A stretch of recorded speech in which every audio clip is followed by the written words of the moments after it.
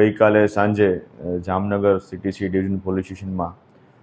સુભાષપરા શેરી નંબર 1 ના વિસ્તારમાં એક હત્યાનો બનાવ બનેલો હતો, જેની પ્રાથમિક વિગત મુજબ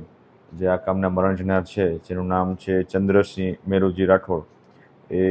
જેની ઉંમર આશરે 55 થી 60 વર્ષ છે, એ ત્યાં રહેતા હતા. અને તેમની સાથે તેમના ત્યાં નજીકમાં રહેતા જે આરોપી છે, જેનું નામ છે હુસૈન ઇસ્માઇલભાઈ સંધી,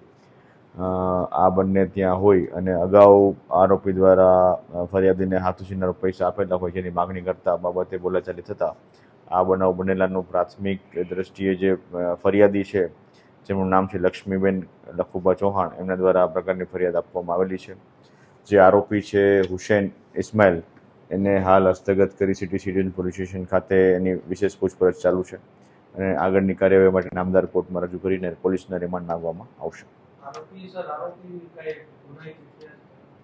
હાલ એ બાબતની તપાસ ચાલુ છે કે જે આરોપી હુસૈન ઇસ્માઇલ છે, તેના વિરુદ્ધ અગાઉ કોઈ ગુના છે કે કેમ, અને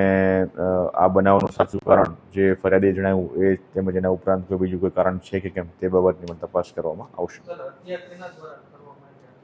તીક્ષ્ણ હથિયાર ગળાના ભાગે મારી અને હત્યા નિપજાવવામાં આવેલી છે, તો તે બાબતે હત્યામાં ઉપયોગ થયેલો હથિયારનો પણ કબજે કરીને આગળની કાર્યવાહી કરવામાં આવશે.